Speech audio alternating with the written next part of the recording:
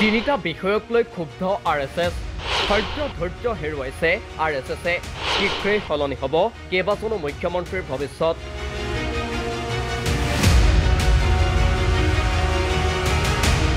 বিশ্বৰ ভিতৰতে সৰ্ববৃহৎ ৰাজনৈতিক দল বুলি দাবী কৰি অহা বিজেপিৰ জয়ময় অৱস্থাৰ আঁৰত আছে RSS নামৰ অভিভাৱক সংগঠনটো দলটো গঠনৰ পৰা দেশৰ বিভিন্ন ৰাজ্যত দলটোৰ ভেটি শক্তিশালী কৰাৰ আঁৰত আছে RSSৰ অৱদান বিজেপিৰ প্ৰতিনিধি হিচাপে প্ৰথমবাৰ অটল বিহাৰী বাজপেয়ীয়ে ক্ষমতা দখল কৰাৰ পৰা আজিলৈকে প্ৰধানমন্ত্ৰী নৰেন্দ্ৰ মোদীয়ে প্ৰথমগৰাকী ব্যক্তি যিগৰাকীয়ে একেলেঠাৰিয়ে তৃতীয়বাৰৰ বাবে দেশৰ প্ৰধানমন্ত্ৰী পদত অধিষ্ঠিত হ'বলৈ সক্ষম হৈছে 2014 চনত প্ৰথমবাৰৰ বাবে প্ৰধানমন্ত্ৰী পদত অধিষ্ঠিত হৈ নৰেন্দ্ৰ মোদীয়ে দেশ সলাই পেলাব বুলি ধাৰণা কৰিছিল দেশৰ গৰিষ্ঠ সংখ্যক জনতাই কিন্তু বিগত দিনবোৰত গতানুগতিক পদক্ষেপ গ্ৰহণৰ পৰা নিজকে আঁতৰাই ৰাখি প্ৰধানমন্ত্ৰী মোদীয়ে নিজৰ খেয়ালখুচিমতে লোৱা কিছুমান সিদ্ধান্তই দেশৰ জনতাৰ লগতে ক্ষতি কৰিছে দেশৰ অৰ্থনীতিও বিমুদ্ৰাকৰণ GST অপৰিকল্পিতভাৱে ঘোষণা কৰা লকডাউন আদিয়ে বিধ্বস্ত কৰি পেলাইছে দেশৰ অৰ্থনীতি সেয়ে 2014 চনত দেশত যি মোদীময় পৰিৱেশৰ সৃষ্টি হৈছিল সেয়া একেবাৰে নিস্তেজ ৰূপত ধৰা দিছে 2024 চনৰ লোকসভা নিৰ্বাচনত ফলস্বৰূপে এতিয়া অভিভাৱক হিচাপে অসন্তুষ্ট হৈছে RSS যেনেকৈ কোনো সন্ততি অবাতে গ'লে খৰ্গহস্ত হয় অভিভাৱক তেনেকৈ এইবাৰ প্ৰধানমন্ত্ৰী নৰেন্দ্ৰ মোদীৰ ওপৰত অসন্তুষ্ট হৈছে RSS সেয়ে অভিভাৱক সংগঠনটোৱে প্ৰধানমন্ত্ৰী মোদীৰ পৰা ঘূৰাই ল'ব বিচাৰিছে তেওঁলোকে এসময়ত নিজেই অৰ্পণ কৰা অধিকাৰ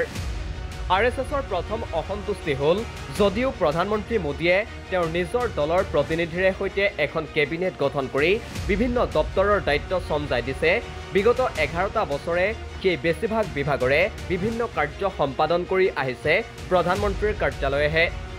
ক্ষমতাৰ বিকেন্দ্ৰীকৰণত বিশ্বাস কৰা RSS ইয়াকে লৈ অত্যন্ত অসন্তুষ্ট হৈ আছে সেয়ে RSSে মোদীৰ এই একনায়কত্ববাদী চিন্তাধাৰাক আঁতৰ কৰিব বিচাৰিছে RSSৰ দ্বিতীয় ক্ষোভ হৈছে বিজেপিৰ সভাপতি পদবীটো বৰ্তমান সভাপতি হিচাপে কাৰ্যনিৰ্বাহ কৰি থকা JP নাড্ডা হ'ল প্ৰধানমন্ত্ৰী মোদী তথা গৃহমন্ত্ৰী অমিত শ্বাহৰ আঙুলিৰ ঠাৰত নচা ব্যক্তি মোদী আৰু শ্বাহৰ নিয়ন্ত্ৰণ থকাৰ বাবেই বিজেপি দলটোৱে ক্ৰমান্বয়ে জনতাৰ মাজত গ্ৰহণযোগ্যতা হেৰুওৱা বুলি বিশ্বাস কৰে RSSে সেয়ে এইবাৰ RSSে বিচাৰিছে যে বিজেপিৰ সভাপতিগৰাকী মোদী শ্বাহ যুতিৰ প্ৰভাৱমুক্ত হওক সেয়ে সভাপতি পদত RSSৰ ঘনিষ্ঠ ব্যক্তিক বহুৱাব বিচাৰিছে সংগঠনটোৱে RSSৰ তৃতীয় অসন্তুষ্টিটো হ'ল মোদী শ্বাহ জ্যোতিয়ে নিজৰ ইচ্ছানুসৰি একোখন ৰাজ্যৰ মুখ্যমন্ত্ৰী পদত অধিষ্ঠিত ব্যক্তিক সালসলনি কৰাটো সংগঠনৰ এক আভ্যন্তৰীণ সূত্ৰৰ তথ্য অনুসৰি বিজেপিৰ মতাদৰ্শত বিশ্বাস নথকা RSSৰ লগত কোনো ধৰণৰ যোগসূত্ৰ নথকা কিছু লোকক বিজেপি শাসিত একোখন ৰাজ্যৰ মুখ্যমন্ত্ৰীৰ দায়িত্ব অৰ্পণ কৰা পদক্ষেপটোক সংগঠনটোৱে গ্ৰহণ কৰিব পৰা নাই সহজভাৱে বিগত 10টা বছৰ এই সকলোবোৰ নীৰৱে সহ্য কৰিলেও এইবাৰ আৰু RSSৰ ধৈৰ্যচ্যুতি ঘটিছে অৱশ্যে 2024 চনৰ লোকসভা নিৰ্বাচনৰ ফলাফলৰ দিনটোলৈকে সহ্য কৰি আছিল RSSে প্ৰধানমন্ত্ৰী মোদীয়ে নিজৰ ক্ষমতা তথা জনপ্ৰিয়তাৰে বিজেপিক এই নিৰ্বাচনত কিমান সফলতা দিবলৈ সক্ষম হয় সেই বিষয়টো দৃষ্টি নিবদ্ধ কৰিছিল RSSে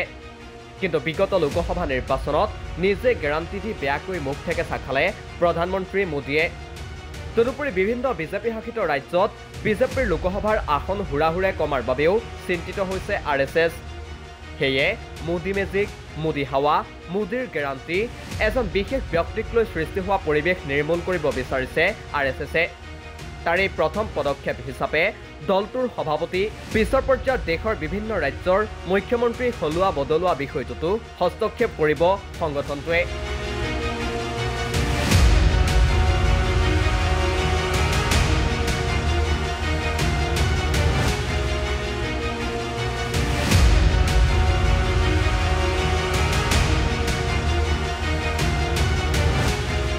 নিউজ ডেস্ক ৰিপোৰ্ট দি ক্ৰছ কাৰেণ্ট